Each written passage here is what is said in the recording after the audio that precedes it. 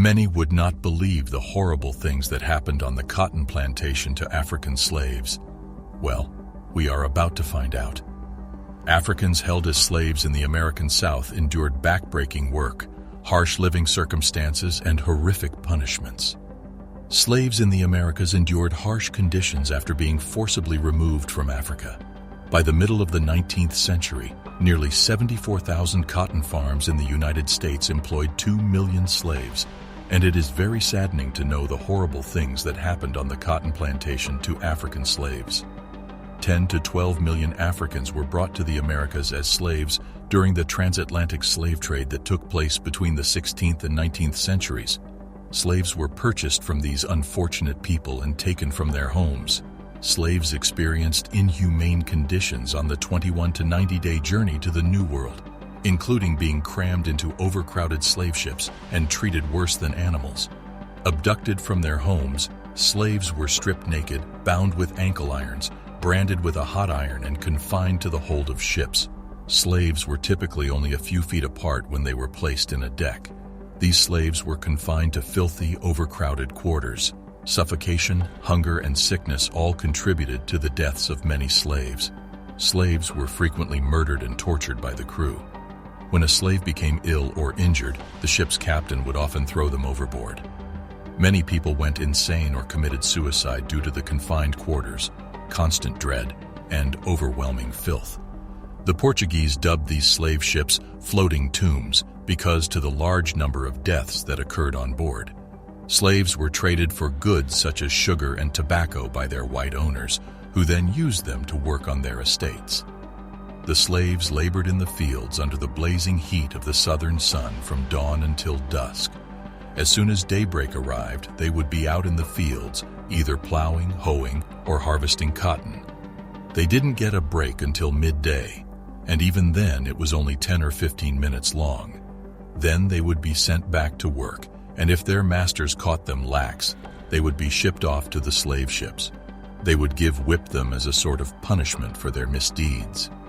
They worked tirelessly until dusk, refusing to break for food or rest until their supervisor gave the signal that the tasks for the day had been completed. They had to keep working, even though it was growing dark outside. Slaves were nonetheless accountable for responsibilities such as the chopping of wood and the care of animals. They toiled in the dark, and when the day's work was done, they sank into bed for a short respite before rising back up to begin the next day's work.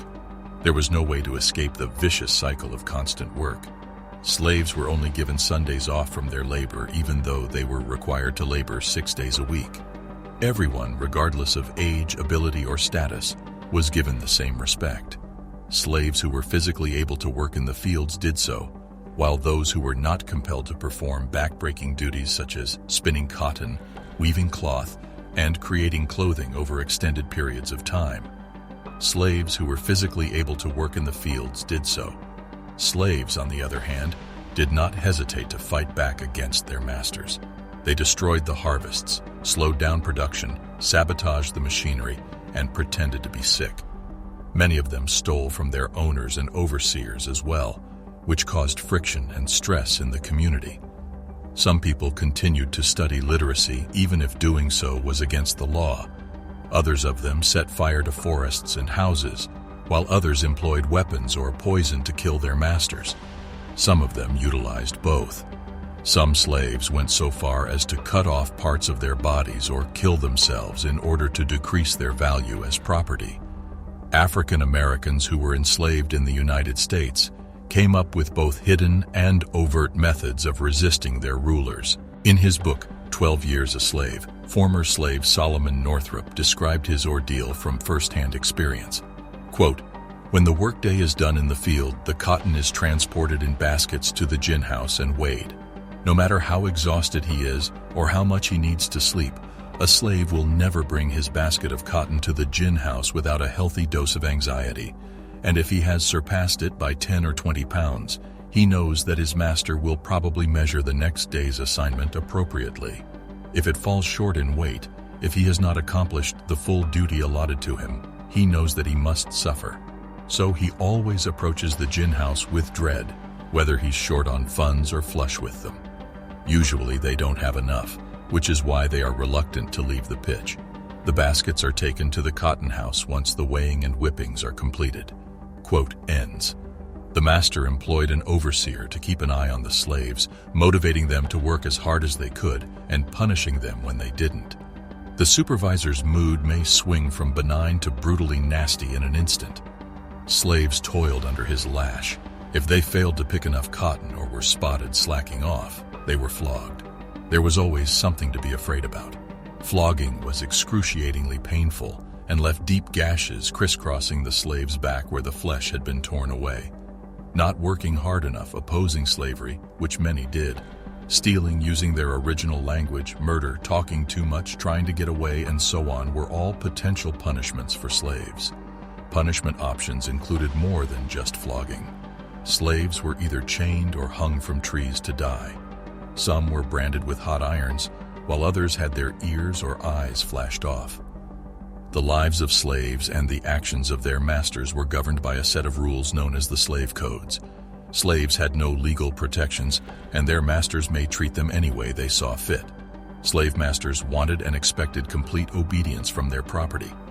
Nate Turner, a black preacher, led the only successful slave insurrection in the United States in 1831. 60 whites, including men, women, and children, were murdered by blacks over the course of 2 days. Many innocent slaves were interrogated and executed, while the state militia crushed the insurgents and brought them to justice. Some of them had their feet tormented by being held over a fire.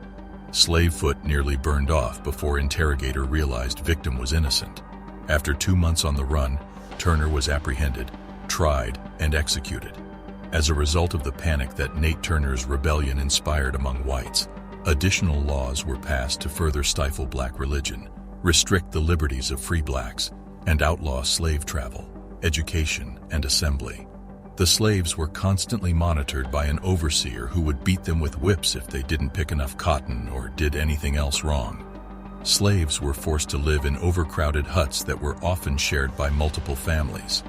They had no furniture and slept on the floor with only the barest of necessities. Slaves who were kept in the master's home fared slightly better, although they still experienced violence and were frequently raped. Slaves who resisted or escaped were met with severe punishments such as shackling, mutilation, and torture, all of which are described in the transcript. Legislation was passed to further restrict blacks because of fears of a slave insurrection, an event epitomized by Nat Turner's rebellion in 1831.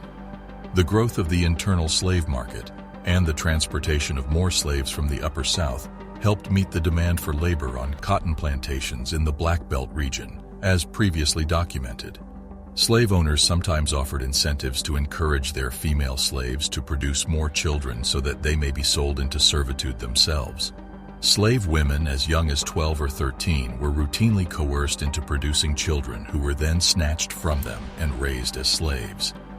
Slave-producing farms aimed to mass-produce slaves for sale and distribution across the South. Louisville, Kentucky, and New Orleans, Louisiana, both became important hubs for the purchase and sale of slaves and the transportation of slaves up and down the Mississippi River. Slaves resisted their mistreatment by working slowly, sabotaging crops, and fighting back against their masters. Despite the oppressive system, slaves found ways to maintain their humanity. The video also highlights the harsh living conditions, physical abuse, and sexual exploitation faced by the slaves, as well as the brutal retaliation they faced for resisting or attempting to escape.